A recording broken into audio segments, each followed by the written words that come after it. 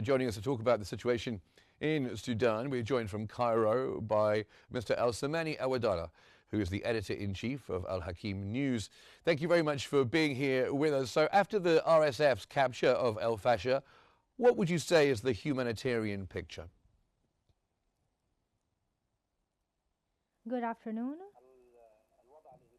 The humanitarian situation in El Fasher and the West and in Darfur generally is worsening because of lack of humanitarian aid delivery and the prevention of RSF to the humanitarian aid delivery to the people that are still besieged for more than 500 days now in El Fasher, and there is some displaced in the area 65 kilometers away of Fasher. So there is a drastic humanitarian situation for the lack of humanitarian aid delivery, lack of food, medicine to those fled away from the war, and those inside Fasher. The humanitarian situation needs critically a international movement to opening the gates or the corridors for those affected by the war. The authority considered opening the corridor to allow the aid delivery, and also announced many crossing points opening to deliver humanitarian aid to those affected.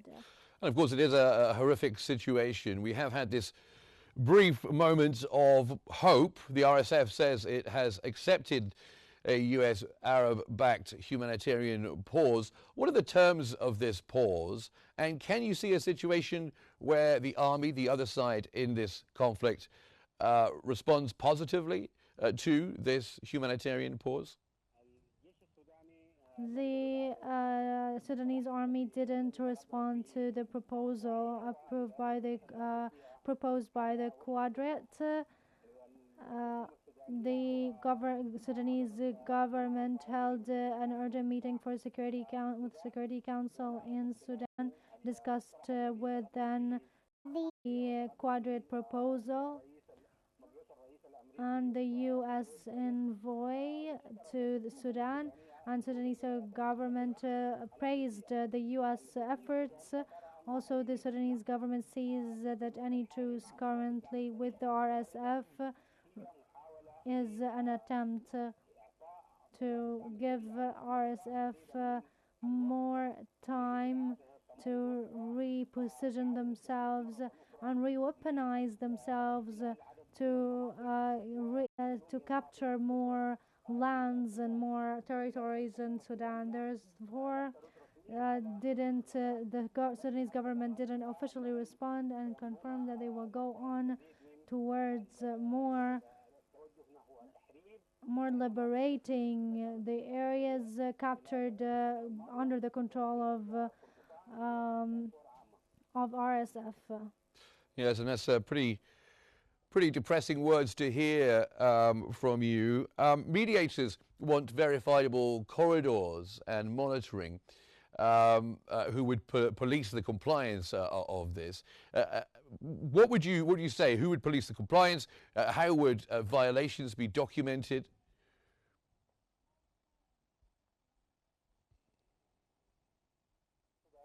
The Sudanese government has a previous experience in regards to the truce and opening the humanitarian corridors. It has an experience with South Sudan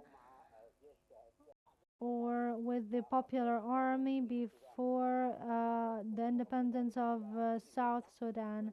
The government agreed on this truce, but the corridors agreed on was exploited by the rebellious affiliated to the RSF from South Sudan at that time. Therefore, Sudanese government doesn't want to go through this experience one more time. It's concerned that it may be used by the RSF to to allow the delivery of military aid rather than humanitarian aid. As you know, the Western Sudanese government are opening an extensive borders. Therefore, any truce at this time may be exploited by the RSF to allow a lot of military aid and mercenaries that they use to polarize from many countries, from Colombia, Chad, and South Sudan, Ethiopia, and many other countries.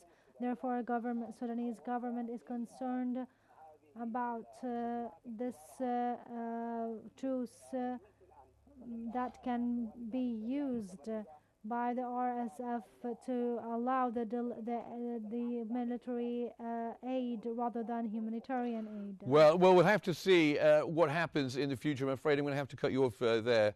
Mr. Al-Samani Awadallah, Editor-in-Chief of Al-Hakim News website. Thank you very much for joining us, and we appreciate you joining us to give your views.